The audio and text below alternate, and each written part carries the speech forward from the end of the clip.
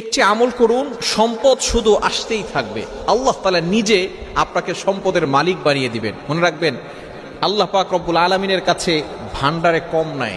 আল্লাহ পাক রব্বুল আলামিনের কাছে অনেক রয়েছে। আল্লাহ তাআলা আপনাকে ধনী বানিয়ে দিতে পারেন যদি আপনি একটি আমল করতে পারেন। এখনো অনেকে বলবেন, হুজুর এত দিন এত ব্যবসা করলাম, এত চাকরি করলাম, টাকা পয়সা আসলো না, একটি আমলের কথা বলছেন আর টাকা পয়সা আসবে। আল্লাহ তাআলা নিজে ওয়াদা করেছেন।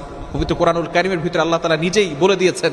আপনি পবিত্র কোরআনুল কারীম খুলেন, 29 নম্বর পারার 11 নম্বর পৃষ্ঠার 8, 9, 10 নম্বর লাইন, সূরা নূহের 10, 11, 12 নম্বর আয়াতে আল্লাহ তাআলা সুন্দর করে জানিয়ে দিয়েছেন, শুধু যে আপনাকে সম্পদের মালিক বানাবেন বিষয়টা এমন নয়, আল্লাহ তাআলা আপনাকে জান্নাতের ব্যবস্থা করবেন, জাহান্নাম থেকে মুক্তির ব্যবস্থা করবেন। বলেন সুবহানাল্লাহ।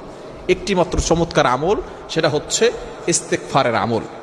আল্লাহ তাআলা পবিত্র কোরআনুল কারীমের ভিতরে নিজে বলে দিয়েছেন, সূরা নূহের 10, 11, 12 নম্বর লাইনগুলোতে আল্লাহ তাআলা বলে দিয়েছেন, সূরা নূহের আয়াতের ভিতরে আল্লাহ তাআলা জানিয়ে দিয়েছেন, ফাকুল তুস্তাগফিরু রাব্বাকুম ইন্নাহু কানা গফফারা। যদি কোনো ব্যক্তি বেশি বেশি ইস্তেগফারের আমল করে, আল্লাহ পাক রব্বুল আলামিন তার পিছনের যত গুনাহ রয়েছে সকল গুনাহ খাতাগুলো ক্ষমা করে দিবেন। নাম্বার 1, 1 নম্বর পুরস্কার হচ্ছে আল্লাহ পাক রব্বুল আলামিন তার গুনাহ ক্ষমা করবে। নাম্বার 2, ইন্নাহু কানা গফফারা ইউরসিলিস সামাআ আলাইকুম মিদরারা। যদি বৃষ্টি না হয়, সমাজের ভিতরে দুর্ভিক্ষ চলে আসে, দেশের ভিতরে দুর্ভিক্ষ চলে আসে, ইস্তেগফারের আমল করুন। ঢালাও ভাবে যদি ইস্তেগফারের আমল করা হয়, দুর্ভিক্ষ থাকবে না, আল্লাহ তাআলা বৃষ্টির ব্যবস্থা করে দিবেন। এরপর আল্লাহ তাআলা 3 নম্বরে বলছেন, ওয়ায়ুমদিদকুম বিআমওয়াল। আল্লাহ পাক রব্বুল আলামিন সম্পদের মালিক বানিয়ে দিবেন।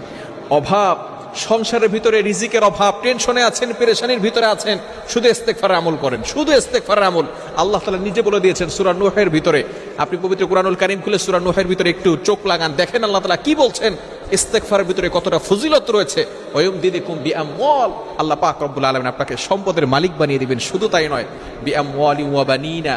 আল্লাহ পাক রব্বুল আলামিন জানিয়ে দিয়েছেন, যদি কারো সন্তান না হয়, আল্লাহ পাক রব্বুল আলামিন সন্তানেরও ব্যবস্থা করে দিবেন। কি চমৎকার একটি আমল! Can you imagine that? আপনি কল্পনা করতে পারছেন? যদি খালি আপনি ইস্তেগফারের আমল করতে পারেন, যদি আপনার সন্তান না হয়, আল্লাহ পাক রব্বুল আলামিন সন্তানেরও ব্যবস্থা করে দিবেন।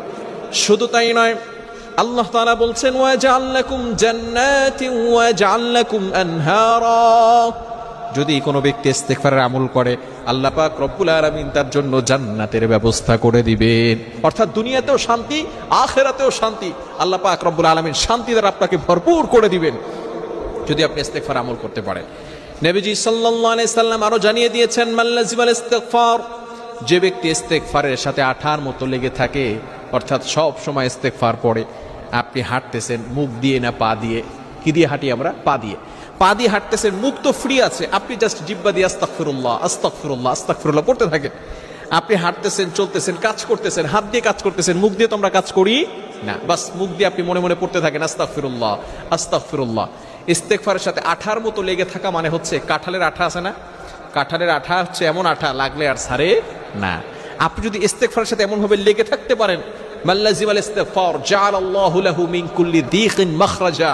আল্লাহ পাক রব্বুল আলামিন প্রটেক্ট ফ্রম অল অ্যাক্সিডেন্ট, সকল বিপদ আপদ থেকে, বালা মুসিবত থেকে ওই ব্যক্তিকে হেফাজত করবেন। বলেন সুবহানাল্লাহ। Can you imagine that? আল্লাহ তাআলা বলে দিয়েছেন, এতগুলো পুরস্কার আছে। আবার নবী সাল্লাল্লাহু আলাইহি ওয়াসাল্লাম বলছেন, যে ব্যক্তি ইস্তেগফার আমল করবে, টেনশন থাকবে না, দুশ্চিন্তা থাকবে না, পেরেশানি থাকবে না, এবং আল্লাহ তাআলা দুর্ঘটনা, অ্যাক্সিডেন্ট থেকে, বিপদ আপদ থেকে হেফাজত